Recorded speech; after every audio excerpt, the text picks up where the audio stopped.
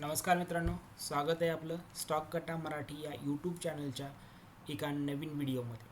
आज आपण टॉपिक घेऊन आलो आहोत की how to start your stock market journey. जे लोक स्टॉक मार्केटमध्ये नव्याने एंटर केलेले आहेत, या लोकांनी स्टॉक मार्केटमध्ये टिकून राहण्यासाठी काय करायला पाहिजे याच्याबद्दल आजचा हा टॉपिक आपण डिस्कस करणार आहोत. आता बरेच लोक हे स्टॉक मार्केटमध्ये नव्यानेच येतात आणि स्टॉक मार्केटमध्ये आल्याबरोबरच फ्युचर आणि ऑप्शन्स या ट्रेड टाईपमध्ये फसल्यामुळं लाखो रुपयाचं स्वतःचं नुकसान करून घेतं.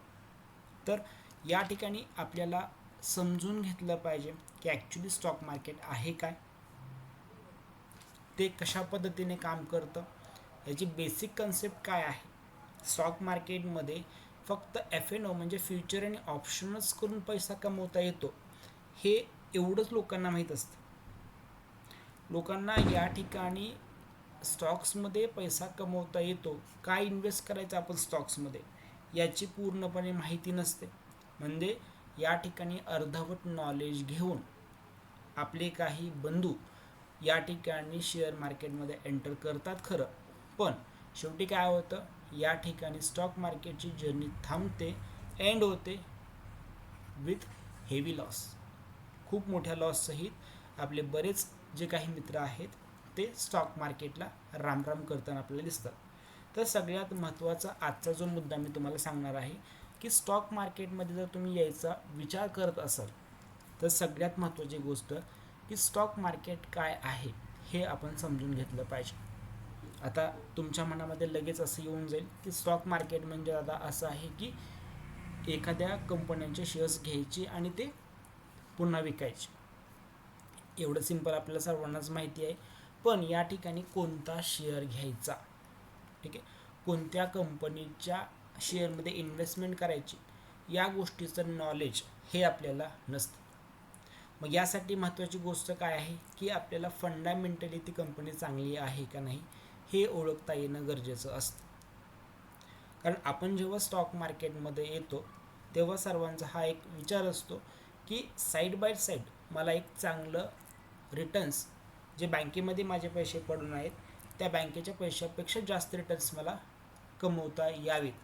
आणि या कारणासाठी जे लोक मार्केटमध्ये येतात कुठलंही नॉलेज नसताना यांना सुरुवातीला मार्केट रिवॉर्ड करतं सुद्धा, आणि आपल्याला असं वाटायला सुरू होतं की मार्केटमध्ये पैसा कमवणं खूप सोपं आहे. मग या ठिकाणी आपण या स्टॉक मार्केटच्या जाळ्यामध्ये बरेच आपले मराठी लोक अडकले आणि मग मोठ्या लॉससहित त्यांना स्टॉक मार्केट सोडावं लागलं. चूक काय झाली, तर चूक जी होती ती म्हणजे की आपण स्टॉक मार्केटचं परिपूर्ण नॉलेज न घेता डायरेक्टली अशा ट्रेड टाईपला सुरुवात केली की ज्याच्यामध्ये सगळ्यात जास्त रिस्क अवेलेबल आहे, की जिथं सेबीसुद्धा आणि एक्सचेंजेससुद्धा तुम्हाला वॉर्निंग डिस्क्लेमर देतात की FNO हे सगळ्यात जास्त रिस्की असून मार्केटमध्ये 95% जास्त लोकांना या ठिकाणी लॉस होत असतो. आता इथं ट्रेड करण्यासाठी आपल्याकडे खूप जास्त हाय टेक्निकल नॉलेज असणं गरजेचं असतं, ठीक आहे. मग सुरुवात आपण कुठून केली पाहिजे, तर सगळ्यात बेस्ट वे आहे, आपण शेअर मार्केटमध्ये येणार असाल किंवा आलेला असाल तर आपलं पहिलं काम आहे की आपण शेअर मार्केटबद्दल आणि शेअर मार्केटच्या पूर्ण व्यवहारांबद्दल माहिती घेणं गरजेचं आहे. मग तुम्ही शिकणं गरजेचं आहे, कुठूनही शिका. आज यूट्यूबवरती लाखो व्हिडिओ अवेलेबल आहेत. असे कितीतरी खूप चांगले मेंटर आहेत की जे तुम्हाला चांगल्या पद्धतीने चांगलं नॉलेज प्रोव्हाइड करते. अशी मार्केटमध्ये कितीतरी बुक्स आहेत, कितीतरी पुस्तकं अवेलेबल आहेत की जे मार्केटबद्दल तुम्हाला खूप सखोल नॉलेज देण्याचं काम करतं. आपल्याला काय करायचं आहे, आपल्याला या सगळ्या गोष्टींमधून फक्त मार्केटबद्दल माहिती घ्यायची, मार्केटचं आर्थिक नॉलेज आपल्याला वाढवायचं. आणि जेव्हा तुम्ही हे कराल तेव्हा मग तुम्हाला समजेल की मार्केटमध्ये फक्त फ्युचर ऑप्शन्स नाही आहे, तर बरेच प्रकार आहेत की ज्याच्यामधून आपण काय करू शकतो, मार्केटमध्ये पैसे कमवू शकतो. एक पाठीमागच्या सेशनमध्ये मी सांगितलं होतं की आपण IPOच्या माध्यमातून मार्केटमध्ये पैसा कमवू शकतो. आपण स्टॉक्समध्ये इन्व्हेस्ट करून मार्केटमधून पैसा कमवू शकतो. आपल्याला स्टॉक्सबद्दल IPOबद्दल नॉलेज नाही आहे आणि खूप जास्त या ठिकाणी अडकून पण पडायचं नाही आहे, तर आपण म्युच्युअल फंड्सच्या माध्यमातून इन्व्हेस्टमेंट करू शकतो. इथं सुद्धा आपल्याला बँकेपेक्षा जास्त, ठीक आहे, जवळपास 10 ते 12% जास्त रिटर्न्स म्युच्युअल फंड्समध्ये कुठल्याही पद्धतीचं जास्त हेडॅक न घेता कमवता येतं. या ठिकाणी म्युच्युअल फंड्समध्ये फंड मॅनेजर अपॉइंट केलेलं असतं प्रत्येक फंड हाऊसने. ते काय करतात, त्या ठिकाणी त्यांचा फंड मॅनेज करतात. आपलं एकच काम आहे, प्रत्येक महिन्याला किंवा लमसम अमाऊंट ही त्या फंड हाऊसकडे प्रोव्हाइड करणं. पण इथं सुद्धा एक योग्य फंड निवडणं आणि तो निवडता येणं हे सुद्धा गरजेचं आहे. त्याच्याबरोबरच स्टॉक्समध्ये इन्व्हेस्ट केल्याने काय होतं, स्टॉक्समध्ये इन्व्हेस्ट केल्यानंतर आपल्याला कंपाऊंडिंगची ताकद समजते. आपल्याला लिक्विडिटी भेटते मार्केटमध्ये. जेव्हा आपण चांगल्या स्टॉकमध्ये काम करतो, आपण इझिली बाय आणि सेल करू शकतो. मग ही लिक्विडिटी कन्सेप्ट काय आहे हे सुद्धा समजून घेणं तेवढंच गरजेचं आहे. काही वेळेस आपण अशा काही स्टॉक्समध्ये एंटर करतो की नंतर त्या स्टॉकमधून आपल्याला एक्झिट करण्यासाठी खूप प्रयत्न केला तरी आपण ते करू शकत नाही. कारण का, या ठिकाणी तुम्ही बाय केल्यानंतर आपल्याला त्या ठिकाणी सेलर, आपण जेव्हा सेल करणार आहे तेव्हा पुढे आपल्याला बायर भेटणार नाही. अशा काही लो लिक्विड कंपन्या अवेलेबल आहेत मार्केटमध्ये, तर अशा कंपन्यांपासून आपण दूर राहिलं पाहिजे. ठीक आहे. आणि सुरुवात आपण एकदम कमी अमाऊंटपासून करू शकतो. असं काही नाही आहे की मार्केटमध्ये असं कुठलाही क्रायटेरिया नाही आहे की एवढ्या एका अमाऊंट नंतरच तुम्ही शेअर मार्केटमध्ये येऊ शकता. पण सगळ्यात महत्त्वाची गोष्ट आहे की लेस कॅपिटलमध्ये फक्त शिकता येतं. आपल्याकडे कमी कॅपिटल असेल तर फक्त आणि फक्त आपण शिकू शकतो. ट्रेड करण्यासाठी आपल्याकडे मोठं कॅपिटल अवेलेबल असलं पाहिजे. ट्रेडिंग अँड इन्व्हेस्टिंग जर्नी सुरू करताना सगळ्यात मोठी पायरी म्हणजे काय की कॅपिटल. आपली ढाल जेवढी मजबूत असेल तेवढंच आपण त्या रणांगणामध्ये उभं राहू शकतो, लढाई लढू शकतो. पण जर आपली ढालच कमकुवत असेल तर पुढच्याचा एकच वार जो आहे तो आपल्याला या युद्धातून डायरेक्ट बाहेर काढू शकतो. त्याच्यामुळे इथं सगळ्यात महत्त्वाची गोष्ट काय आहे, आपलं कॅपिटल. आणि हे कॅपिटल वाढवण्यासाठी हा जो शॉर्टकट आपण वापरतो फ्युचर ऑप्शन्सचा, तो लगेच न वापरता आपण IPOच्या माध्यमातून, स्टॉक्सच्या माध्यमातून, स्टॉक्समधून मिळणाऱ्या डिव्हिडंडच्या माध्यमातून आणि म्युच्युअल फंडच्या माध्यमातून आपलं कॅपिटल हळूहळू वाढवायचं असतं. ठीक आहे. कारण का, जेवढ्या लवकर तुम्ही रिस्की ट्रेड टाईप जो आहे याच्याकडे जाणार, ते पण आर्थिक नॉलेज नसताना, तेव्हा मग आपल्याला या ठिकाणी लॉसेस हे घ्यावीच लागणार. तर आता आपल्याला मेन गोष्ट काय काय करायचं आहे, म्हणजे कशा पद्धतीने ही जर्नी तुम्ही करू शकता किंवा काय आपल्याला माइंडसेट ठेवावं लागेल याच्याबद्दल काही गोष्टी आपण लक्षात घ्यायच्या. तर मेन गोष्ट की आपलं जे गोल आहे, इन्व्हेस्टमेंट गोल, हे एकदम क्लिअर असलं पाहिजे. तुम्ही स्वतःला क्वेश्चन करा, प्रश्न विचारा की मी मार्केटमध्ये कोणत्या कारणासाठी आलो आहे, वाय, माझं येण्याचं कारण काय आहे. मी ट्रेडिंग करण्यासाठी आलो आहे का मी इन्व्हेस्टमेंट करण्यासाठी आलो आहे. म्हणजे मी जर वर्किंग प्रोफेशनल असेल आणि वर्किंग प्रोफेशनलला जर दिवसभरामध्ये जॉबमुळे कसलाही वेळ भेटत नसेल तर त्यांना ट्रेडिंग करणं शक्य नाही आहे. मग यावेळेस हे लोक इन्व्हेस्टमेंट करू शकतात. इन्व्हेस्टमेंटच्या माध्यमातून swing trading, short term trading या गोष्टी करू शकतात, लॉंग टर्म ट्रेडिंग करू शकतात. तर आपला मोटो काय आहे, आपलं गोल काय आहे इन्व्हेस्टमेंटचं, हे आपण आधी स्पेसिफाय केलं पाहिजे आणि त्याच्यानंतर मग तुम्ही मार्केटमध्ये एंटर केलं पाहिजे.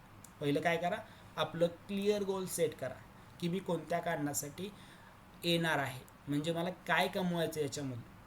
म्हणजे मी जर म्युच्युअल फंडमध्ये इन्व्हेस्टमेंट करत असेल तर मी कोणत्या कारणासाठी करतो आहे. मला कार घ्यायची आहे का, घर घ्यायचं आहे का, मला रिटायरमेंटसाठी फंड पाहिजे किंवा मला मुलांच्या शिक्षणासाठी फंड पाहिजे.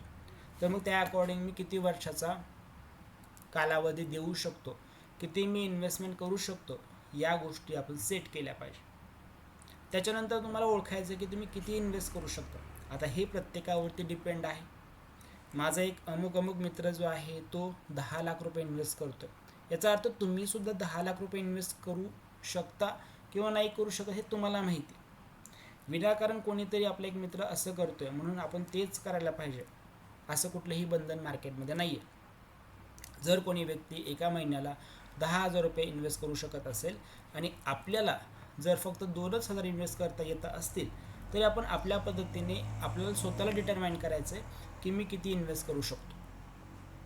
ठीक आहे, कारण का आपल्याकडे 3 ते 6 महिन्यांचा एमर्जन्सी फंड असलाच पाहिजे. एमर्जन्सी ही कुठंही कधीही सांगून येत नाही आहे. त्याच्यामुळं सगळाच पैसा अडकवून ठेवला तर एमर्जन्सी फंडसाठी पुन्हा इकडं तिकडं जावं लागेल. तर पहिली काय गोष्ट आहे की आपल्याला एमर्जन्सी फंड असलाच पाहिजे. कधीही आपण ट्रेडिंग करताना किंवा इन्व्हेस्टमेंट करताना लोन घेऊन ट्रेडिंग करायची नाही. सगळ्यात महत्त्वाचा मुद्दा हा आहे. मला बरेच आपले मेंबर्स विचारतात की सर, गोल्डवरती लोन घेऊन किंवा क्रेडिट कार्डवरती लोन घेऊन ट्रेडिंग करू का, किंवा मार्जिन ट्रेड करू का, MTF करू का? तर मी या गोष्टीला अलाव करत नाही. कारण का या ठिकाणी ही गोष्ट आपल्याला खूप जास्त त्रासदायक आहे, डिप्रेशनमध्ये घेऊन जाऊ शकते. लोन घेऊन कधीही ट्रेडिंग करायची नाही. आपलं बजेट ठरवायचं, त्या बजेटनुसार इन्व्हेस्टमेंट करू शकत असेल तर कमीत कमी अमाऊंटपासून इन्व्हेस्टमेंट करू शकता. आणि ट्रेडिंग करत असाल तर ट्रेडिंगमध्ये एक चांगलं नॉलेज गेन करा, कुठेही शिका, अगोदर शिकून घ्या, थोडासा खर्च स्वतःवरती करा आणि मग त्याच्यानंतर मार्केटमध्ये आपल्याला आपण जे शिकलो आहे त्या गोष्टींना तुम्ही आजमावा. कुठल्याही नॉलेजच्या शिवाय जर मार्केटमध्ये येणार असाल तर मार्केट आपल्याला त्या ठिकाणी त्या गोष्टीची शिक्षा देणार आहे, हे आपण समजून घेतलं पाहिजे. त्याच्यानंतर आपली रिस्क ओळखायला शिका. Determine risk tolerance. प्रत्येकाची रिस्क आणि प्रत्येकाची या ठिकाणी स्टाईल, ट्रेडिंगची स्टाईल ही वेगवेगळी आहे. ही गोष्ट सध्या लक्षात घेतली पाहिजे. एखादा माझा मित्र जो आहे तो एका दिवसामध्ये 10,000 रुपयांचा स्टॉप लॉस घेऊ शकतो, पण माझ्यासाठी 10,000 रुपये जर एका दिवसामध्ये खूप मोठी असेल अमाऊंट ही, तर या ठिकाणी हे रिस्क मला घेण्यामध्ये कम्फर्ट नाही. तर आपण आपलं या ठिकाणी रिस्क कॅपॅसिटी ओळखली पाहिजे. म्हणजे की कशा पद्धतीने मला इन्व्हेस्टमेंट केली पाहिजे, मला काय गरज आहे, माझे गोल काय, यानुसार मी माझी रिस्क कॅपॅसिटी घेणार आहे. म्हणजे की मला लवकरात लवकर जर पैसा बनवायचा असेल तर मी फंडमध्ये जरी गेलो तर मी स्मॉल कॅप, मिड कॅपमध्ये जाऊ शकतो. कारण का इकडे रिस्क कॅपॅसिटी जास्त आहे पण रिटर्नची कॅपॅसिटीसुद्धा जास्त आहे. हाय रिस्क हाय रिवॉर्ड म्हणजे स्मॉल कॅप, मिड कॅपमध्ये जायचं आहे. मला जर रिस्क कमी पाहिजे, कारण जास्त रिस्क मला घ्यायची नाही आहे, तर मी या ठिकाणी लार्ज कॅप ब्ल्यू चिप स्टॉककडे जाऊ शकतो. रिलायन्स झालं, HDFC झालं, TCS झालं, तर हे large cap stock, blue chip stock आहे. इकडे माझी रिस्क लिमिटेड आहे आणि या ठिकाणी रिवॉर्ड पण मला चांगलाच भेटणार आहे, म्हणजे कम्पेअर टू माझ्या रिस्कच्या अकॉर्डिंग. त्यामुळे ही सुद्धा गोष्ट जी आहे ती मी माझ्या इन्व्हेस्टमेंटसोबत अलाइन केली पाहिजे. ठीक आहे. त्याच्यानंतरचा नेक्स्ट पॉईंट असेल की आपल्याला आपलं अकाउंट जे आहे ते अकाउंट चूज करा. म्हणजे मी कोणत्या ब्रोकरसोबत सुरुवात करणार आहे. मार्केटमध्ये यायचं आहे तुम्हाला, तर पहिला हा डाऊट असतो की कोणत्या ब्रोकरसोबत सुरू करू. आता या ठिकाणी आपण 4 पैसे वाचवायचा प्रयत्न करतो सुद्धा, ही गोष्ट पण तुम्हाला प्रामुख्याने सांगतो. आपल्याला वाटतं की आपण 100-200 रुपयांची AMC वाचू, 0 चार्जेसचा ब्रोकर आपण निवडू, ठीक आहे, किंवा जो ब्रोकर रेव्हेन्यूचा आहे, जो तुम्हाला सगळ्यात जास्त फॅसिलिटी देतो असा आपण ब्रोकर निवडू. पण इथं मी तुम्हाला एक गोष्ट सजेस्ट करतो की जर आपण या ठिकाणी 200-400 रुपये वाचवण्याच्या प्रयत्नामध्ये कधी कधी आपल्याला मनस्तापसुद्धा घ्यावा लागतो. त्यामुळे थोडेसे पैसे जास्त गेले तरी चालतील, पण जो ब्रोकर सगळ्यात चांगली सर्व्हिस देतो, ज्या ब्रोकरचा अपटाईम चांगला आहे, म्हणजे तो टेक्निकली ग्लिच आपल्याला देणार नाही किंवा त्याची सर्व्हिस चांगली अवेलेबल असेल, अशाच ब्रोकरला आपण पसंती द्यायची. असंच इन्व्हेस्टमेंट अकाउंट आपण निवडायचं. ठीक आहे. त्याच्यानंतरचा पॉईंट आहे की आपण अकाउंट ओपन करून आपला फंड रेडी ठेवायचा. अकाउंट ओपन केलं, अकाउंट ओपन करताना तुमच्याकडे तुमचा फंड रेडी असला पाहिजे की मी किती फंडपासून सुरुवात करणार आहे. इनिशियल डिपॉझिट करायचं, रिक्वायरमेंट काही नाही आहे. ठीक आहे. बँकेतून ट्रान्सफर करून इनिशियल डिपॉझिट कोणी 10,000 केले, कोणी 20 केले, कोणी 50 केले. या ठिकाणी तुम्ही हे कन्सिस्टंट पण करू शकता. ठीक आहे. म्हणजे महिन्याला तुम्हाला जर 10,000 रुपये भेटत असतील, राहत असतील शिल्लक, तर तुम्ही कन्सिस्टंट या ठिकाणी हे इनिशियल डिपॉझिट प्रत्येक महिन्यामध्ये करून फंडमध्ये, म्युच्युअल फंड्समध्ये किंवा स्टॉक्समध्ये SIPच्या स्वरूपामध्ये ॲड करू शकता. याच्याने काय होतं, याच्याने 2 गोष्टी होतील. आपल्याकडे आपली सेव्हिंग होईल आणि दुसरी गोष्ट इन्व्हेस्टमेंट जी आहे ती ऑटोमॅटिक इन्व्हेस्टमेंट काय होईल, ॲटोमेटेड होऊन जाईल. ठीक आहे. त्याच्यानंतर तिसरी गोष्ट की पॉईंट नंबर 6 काय आहे की इन्व्हेस्टमेंट पिक कर. म्हणजे ॲक्च्युली मला कशामध्ये इन्व्हेस्टमेंट करायची. पाठीमागं जेव्हा गोल्ड जे आहे ते 67-63 रेंजमध्ये होतं, त्यावेळेस मी तुम्हाला गोल्ड आणि सिल्वरबद्दल व्ह्यू दिलेलं होतं आपल्या व्हॉट्सअप ग्रुपमध्ये. तर या ठिकाणी महत्त्वाची गोष्ट काय आहे की तुम्हाला समजलं पाहिजे की मला कशामध्ये इन्व्हेस्टमेंट करायची. मी इंडिव्हिज्युअल स्टॉक्समध्ये इन्व्हेस्ट करणार असेल तर त्या कंपनीची जी काही परिस्थिती आहे, मग टेक्निकल असेल फंडामेंटल असेल, या गोष्टी मला समजणं गरजेचं आहे. ETF म्हणजे एक्सचेंज ट्रेडेड फंड जे असतात यांच्यामध्ये किंवा म्युच्युअल फंड्समध्ये मला जर इन्व्हेस्टमेंट करायची आहे तर तिथं पण मला डायव्हर्सिफिकेशन जे आहे ते व्यवस्थित करता यायला पाहिजे. बऱ्याच वेळेस असं सुद्धा होतं की काही मेंबर्स लार्ज कॅप सगळेच वेगवेगळे फंड घेऊन ठेवतात. तर असं करणंसुद्धा योग्य नाही आहे. याच्याने काय होतं की सेम स्टॉक्समध्ये वेगवेगळ्या फंडच्या माध्यमातून आपण एकत्रच अमाऊंट टाकायचा प्रयत्न करतो आहे. याच्याने डायव्हर्सिफिकेशन होत नाही. ठीक आहे. याच्याने काय होणार आहे, आपल्याला ओव्हरलॅपिंग होणार आहे. मग इंडेक्स फंडपासून सगळ्यात बेस्ट सुरुवात करता येऊ शकते, म्युच्युअल फंडपासून सगळ्यात बेस्ट सुरुवात करता येते. नवीन आलेल्या मेंबर्सने इंडेक्स फंड आणि म्युच्युअल फंड्सपासून आपली सुरुवात करणं गरजेचं आहे. ठीक आहे. मग त्याच्यानंतर इंडिव्हिज्युअल स्टॉककडे आपण वळू शकतो आणि त्या स्टॉकचं फंडामेंटल आणि टेक्निकल या गोष्टी समजून घेऊन ते त्याच्यावरती कशा पद्धतीने ॲक्ट करतात, कशा पद्धतीने काम करतात हे समजून घेऊन मग तुम्ही इंडिव्हिज्युअल स्टॉक्समध्ये ट्रेड करू शकता. इंट्राडे करा, BTST करा, स्विंग ट्रेडिंग करा, शॉर्ट टर्म ट्रेडिंग करा. पण ही स्टॉककडे येण्या अगोदर आपल्याला ETF म्युच्युअल फंड्समधून किंवा इंडेक्स फंडमधून इन्व्हेस्टमेंटची जर्नी सगळ्यात अगोदर सुरू करायची, ना की फ्युचर आणि ऑप्शन्स. ठीक आहे. हे समजून घ्या. इक्विटी मार्केटचं बेसिक पक्क करून घ्या. एकदा तुमचा पाया जो आहे तो भक्कम झाला, तुम्हाला या गोष्टी समजल्या, तर आपण मग डेरिव्हेटिव्ह मार्केटमध्ये म्हणजेच फ्युचर अँड ऑप्शन्सकडे जाऊ शकतो. आता आपण जे सगळं काही करतो आहे, जे इन्व्हेस्टमेंट निवडतो आहे, जे फंड निवडतो आहे, जे स्टॉक्स निवडतो आहे, यांना मॉनिटर करणं आणि वेळोवेळी आपला पोर्टफोलिओ ॲडजस्ट करणं हे आपल्याला जमलं पाहिजे. कारण आपणच आपल्या पोर्टफोलिओचे मॅनेजर आहोत. जेव्हा आपण निर्णय घेतला की शेअर मार्केटमध्ये जायचं आहे आणि स्वतः इन्व्हेस्टमेंट करायचे, म्हणजे तुम्ही स्वतःच्या फंडचे फंड मॅनेजर आहात. मग फंड मॅनेजरचं काम काय असतं की आपला पोर्टफोलिओ मॉनिटर करणं आणि वेळेनुसार गरजेनुसार त्याच्यामध्ये ॲडजस्टमेंट करणं. म्हणजे कसं असतं की प्रत्येक 3 महिन्यानंतर कंपन्या आपल्यासमोर क्वार्टरली रिझल्ट पोस्ट करतात. आफ्टर रिझल्ट म्हणजे रिझल्टच्या नंतर कंपनीचा रिझल्ट कसा आहे, कंपनी काय आपल्याला प्रोजेक्शन देते आहे, कंपनी पुढं काय करू शकते, या गोष्टींचा पूर्णपणे अभ्यास करून आपल्याला आपला पोर्टफोलिओ रिबॅलन्स करावा लागतो. विनर स्टॉक होल्ड करावे लागतात, लुजर स्टॉक पोर्टफोलिओच्या बाहेर काढावे लागतात. बऱ्याच वेळेस असं होतं की विनर स्टॉक आपण विकून टाकतो, थोडासा प्रॉफिट दिसला, 500,000 रुपयामध्ये बरेच लोक प्रॉफिट बुक करतात. पण या ठिकाणी आपण लुझिंग स्टॉक, की जो स्टॉक कंटिन्यूस खाली येतोय, या स्टॉक आपण पोर्टफोलिओमध्ये होल्ड करतो. अशाने काय होतं की आपल्या पोर्टफोलिओला खूप मोठा डेंट आपल्याला पडताना दिसतो. तर पहिली गोष्ट आपण एक केली पाहिजे की जे लुझर स्टॉक आहेत यांना आपण पहिलं किक आउट केलं पाहिजे. त्यासाठी स्टॉप लॉस हा जो क्रायटेरिया आहे, हा क्रायटेरिया आपल्याला हँडल करता आला पाहिजे. आपल्या इमोशन्सवरती कंट्रोल ठेवता आला पाहिजे. जेव्हा सगळीकडे सांगितलं जातं की स्टॉक मार्केटमध्ये टिकायचं असेल तर आपल्याला सायकोलॉजिकली तयार व्हावं लागतं.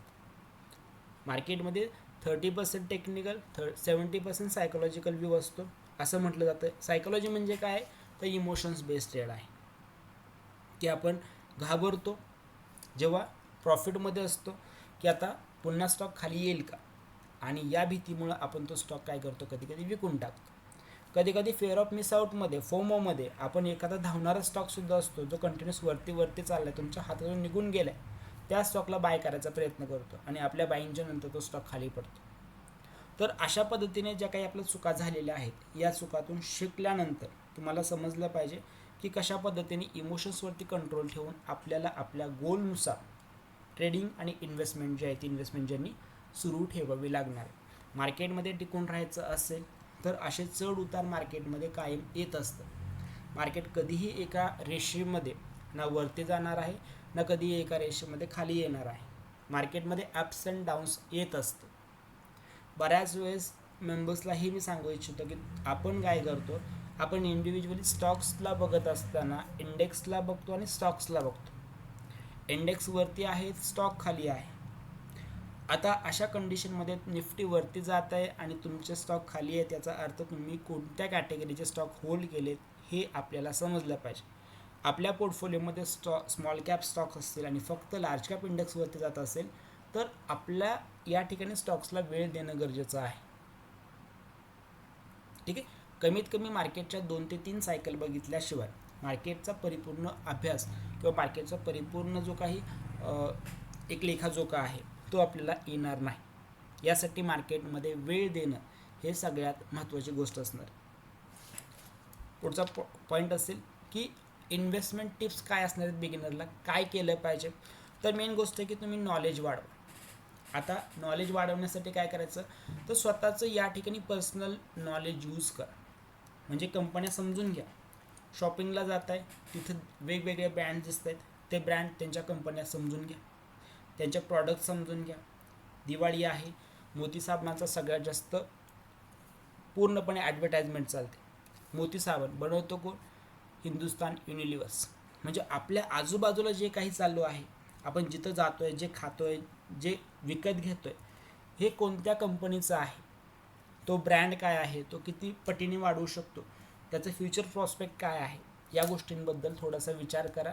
म्हणजे आपल्याला या ठिकाणी आपल्या स्वतःचं पर्सनल ब्रँड नॉलेज यूज करायचं. फंडामेंटल्स समजून घ्या. ठीक आहे. कंपन्यांचं फंडामेंटल्स रीड करता येणं गरजेचं आहे. कंपनीचा रेव्हेन्यू म्हणजे कंपनीचं सेल्स आणि अर्निंग कशा वाढतात, कधी वाढतात, कंपनीचे क्वार्टरली रिपोर्ट्स आपल्याला वाचता येणं गरजेचं असतं. तेव्हा समजतं की आपली जी कंपनी आहे ती कशा पद्धतीने ग्रो करते. ठीक आहे. त्याच्यानंतर बऱ्याच कंपन्यांचे कॉल असतात, अर्निंग्स कॉल असतात, त्याच्यामध्ये कंपन्या फोरकास्ट देतात की पुढं काय करणार आहे, त्यांचं विजन काय आहे ते आपल्याला समजलं पाहिजे. त्याच्याबद्दल आपल्याला नॉलेज येणं गरजेचं असतं. ते कुठून बघायचं हे आपल्याला माहीत असणं गरजेचं आहे. ठीक आहे. त्यासाठी फंडामेंटल्सवरती विशेष तयारी करणं गरजेचं आहे. त्यानंतर टेक्निकल इंडिकेटर्स आपल्याला वाचता येणं गरजेचं आहे. हे महत्त्वाच्या टिप्स आहेत की आपल्याला आपलं स्वतःचं नॉलेज वापरायचं आहे, आपल्याला फंडामेंटल शिकायचं आहे, आपल्याला टेक्निकल नॉलेज गेन करायचं आहे. म्हणजे तुम्हाला चार्ट रीड करता येणं गरजेचं आहे, चार्ट पॅटर्न रीड करता येणं गरजेचं आहे. मार्केटमध्ये जे काही महत्त्वाचे टेक्निकल इंडिकेटर्स आहेत, म्हणजे मूव्हिंग ॲव्हरेज असेल, RSI असेल, व्हॉल्यूम्स असेल, हे रीड करता यायला पाहिजे. त्यांना चार्टवरती यूज करता येणं गरजेचं आहे आणि ते यूज करायचं, कसं वापरायचं हे आपण शिकलं पाहिजे. आणि त्याचबरोबर कॅल्क्युलेटेड रिस्क, नेहमी गणित करा. गणित करा म्हणजे काय की आपण जी रिस्क घेतोय आणि आपण जो रिवॉर्ड मिळवला आहे, नेहमी आपली अपेक्षा असते की मला 2,000 प्रॉफिट झाला पाहिजे, मला 5,000 प्रॉफिट झाला पाहिजे.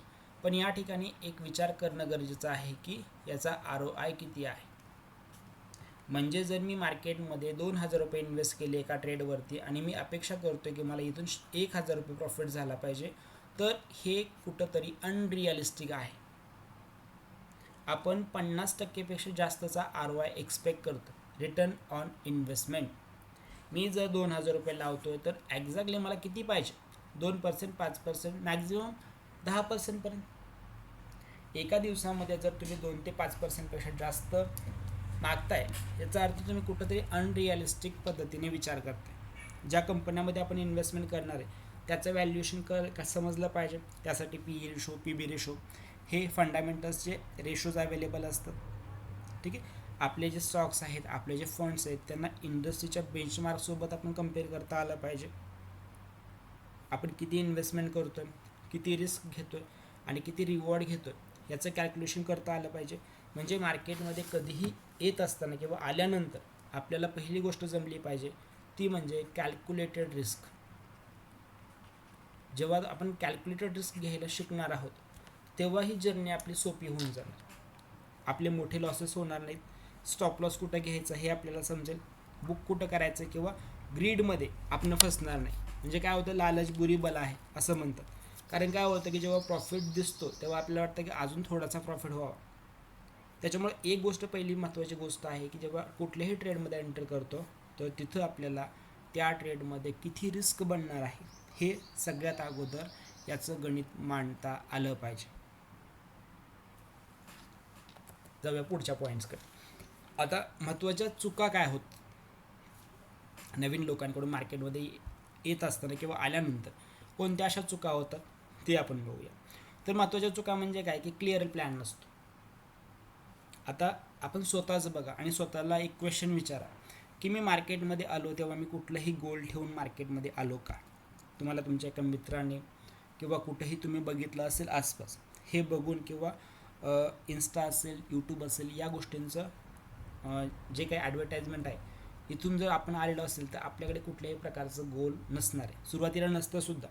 पण सगळ्यात महत्त्वाची गोष्ट काय आहे की आपलं एक गोल असलं पाहिजे, डिफाईन गोल असलं पाहिजे की मी कोणत्या कारणासाठी मार्केटमध्ये येणार आहे किंवा आलो आहे. ठीक आहे. त्याच्यानंतर आपण आपल्या स्ट्रॅटेजी डेव्हलप केल्या पाहिजे कुठेही काम करताना. मग ते कंपनी वर्किंग प्रोफेशनलसोबत असू द्या किंवा मार्केट असू द्या. मार्केटसुद्धा एक बिझनेस आहे, हा काय सट्टा बाजार नाही आहे. मग इथंसुद्धा काम करताना स्ट्रॅटेजिकल पद्धतीने मार्केटमध्ये काम करावं लागतं. म्हणजे माझी स्ट्रॅटेजी एंट्रीची काय असेल, माझी स्ट्रॅटेजी एक्झिटची काय असेल हे आपल्याला माहीत असणं गरजेचं आहे.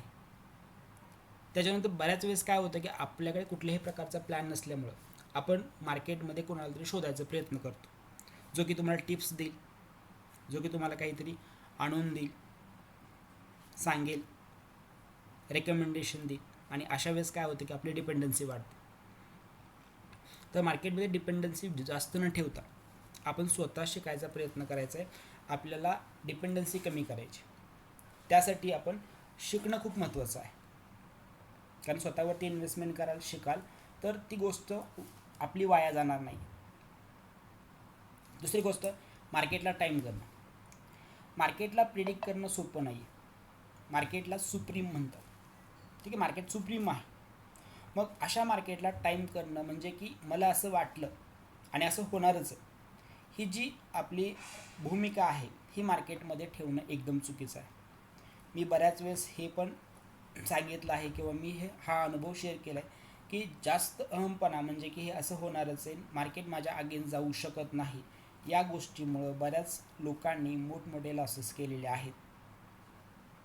मग या ज्या चुका लोकांच्या झाल्या त्या चुका आपल्याकडून होऊ नये यासाठी मार्केटला टाईम न करणं हे सगळ्यात बेस्ट आहे. एखादी गोष्ट आपल्याकडून जरी सुटलेली असेल किंवा चूक झालेली असेल तर ती चूक पुन्हा रिपीट होऊ नये. ठीक आहे, या गोष्टीची आपण काळजी घ्यायची. कधी कधी आपण पॅनिकमध्ये मार्केटमध्ये सेलिंग करून देतो, पुन्हा मार्केट लगे रिकवर केलं की लगे बाईंग करायचा प्रयत्न करतो. तर ही गोष्ट समजून घेणं गरजेचं आहे की पॅनिक जेव्हा आलं तेव्हा आपण का विकलं, का घाबरलो आपण, काय ती न्यूज होती, मार्केटमध्ये आपण काय कन्सिडर केलं होतं. जेव्हा मार्केट खूप चांगलं असतं, सगळ्या न्यूज पॉझिटिव्ह असतात, तेव्हा आपल्याला असं वाटतं की मार्केट कंटिन्यूसवरतीच गेलं पाहिजे, पण तरीसुद्धा मार्केट खाली पडतं. मग आपण मार्केटला टाईम नाही करू शकत. असं म्हणू शकत नाही की हे वरती जायला पाहिजे होतं पण का नाही वरती गेलं. मार्केट तुमच्या किंवा माझ्या म्हणण्यानुसार चालणार नाही. मार्केटमध्ये टेक्निकल, फंडामेंटल, जिओपॉलिटिकल आणि इंटरनॅशनल गोष्टींचा प्रेशर असतो आणि या सगळ्या गोष्टींच्या आधारेच मार्केट काम करत असतं. मार्केटमध्ये फक्त तुम्ही किंवा मी इन्व्हेस्टमेंट करत नाही आहे. मार्केटमध्ये आपल्यासोबत बरेच इन्स्टिट्यूशन्स, इतर लोक, HNI, DII ह्या म्युच्युअल फंड्स हे आपल्यासोबत इन्व्हेस्टमेंट करतात. त्यामुळे आपण मार्केटला टाईम करू शकत नाही, ही गोष्ट लक्षात ठेवायचं आहे. आपण प्रिडिक्ट करू शकतो म्हणजे काय, फक्त आपण या ठिकाणी मार्केटचा ट्रेंड ओळखू शकतो की काय होऊ शकतं. मार्केट आपल्या अगेन्स्टमध्ये गेलं तर आपण आपला एक्झिटचा स्ट्रॅटेजी जी आहे आपण जी ठेवली ती यूज करून आपण मार्केटमध्ये बाहेर पडायचं. मार्केटला चॅलेंज कराल तर मार्केट तुमच्याजवळ काहीही ठेवणार नाही.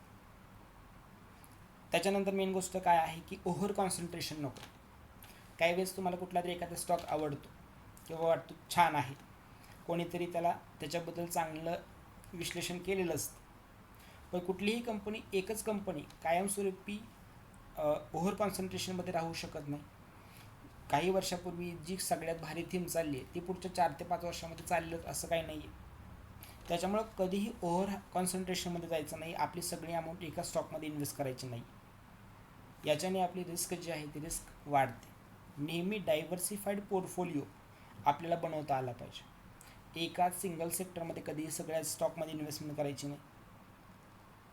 सेक्टर डायव्हर्सिफिकेशन आपल्याकडे असलं पाहिजे, म्हणजे वेगवेगळ्या सेक्टरमधल्या वेगवेगळ्या कंपन्यांमध्ये आपण इन्व्हेस्टमेंट केली पाहिजे. तर हे पण महत्त्वाचं आहे की जे आपण करत नाही.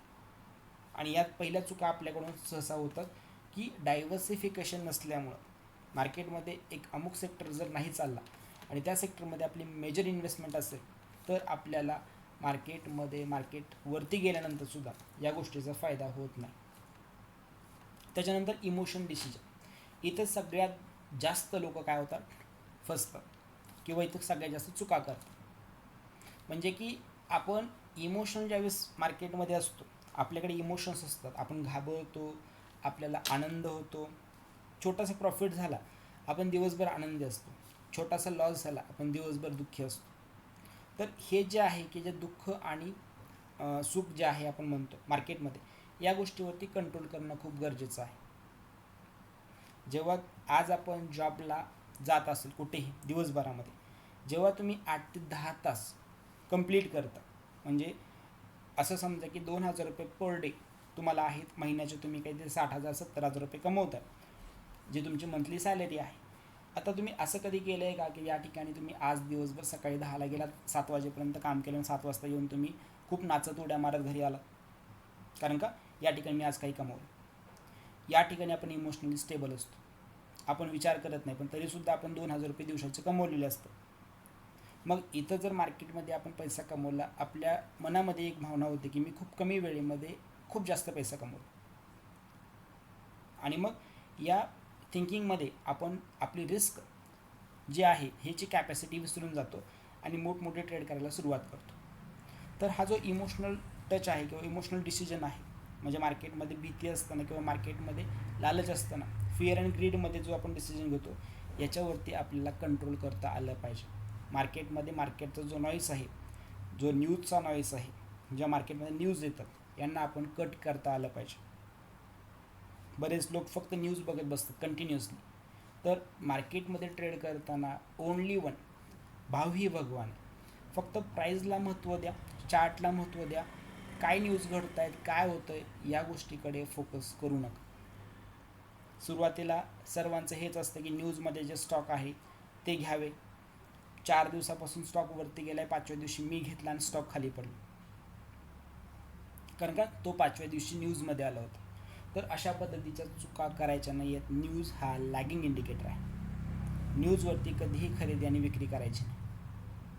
ठीक आहे. इमोशनली मार्केटमध्ये इमोशनलेस राहायचं, या गोष्टीवरती नक्की फोकस करा. ठीक आहे. आता रिसोर्सेस काय यूज करता येतील मला जर एज्युकेशनल पर्पजसाठी काही एज्युकेशनल रिसोर्सेस जर माहीत करून घ्यायचे असतील तर मी कुठून नॉलेज घेऊ शकतो.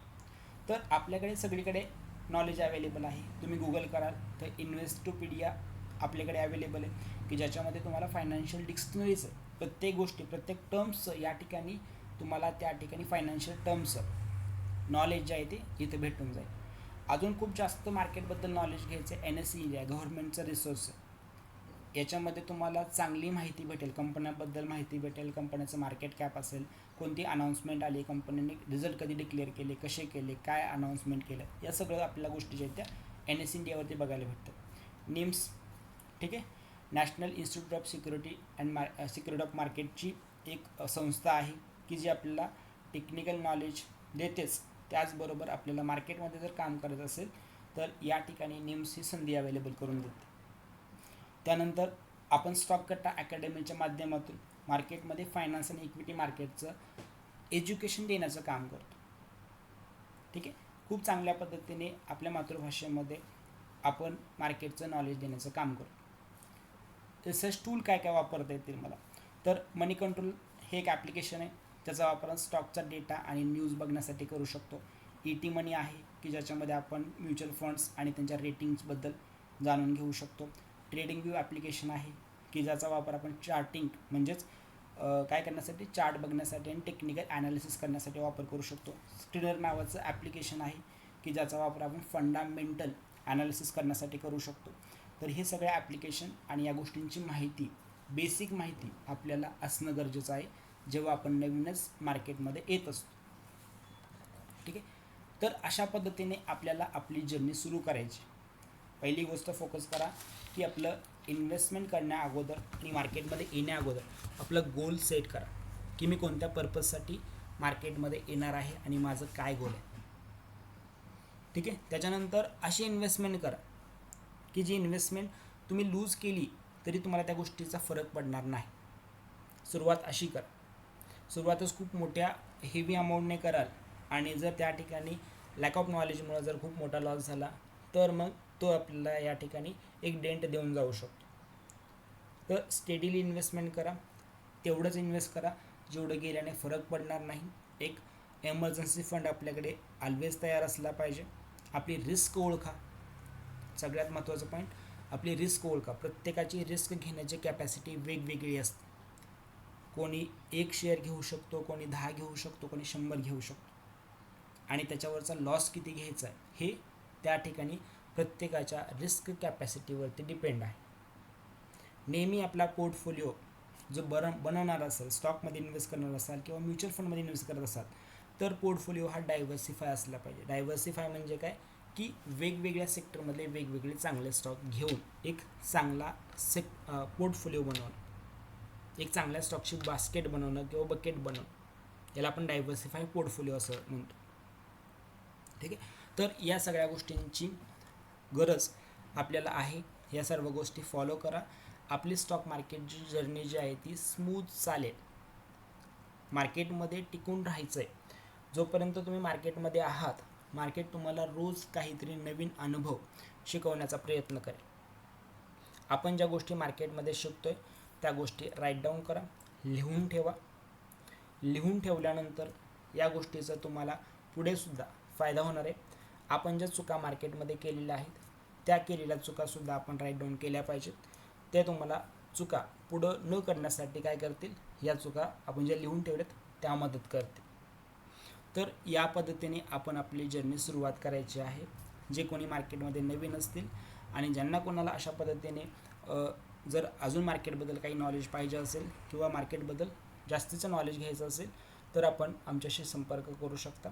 आपल्या यूट्यूब चॅनलला तुम्ही जास्तीत जास्त सपोर्ट करा, लाईक करा, शेअर करा आणि आपल्या मित्रांसोबत या ठिकाणी शेअर करून सबस्क्राईब करायला त्यांना नक्की सांगा.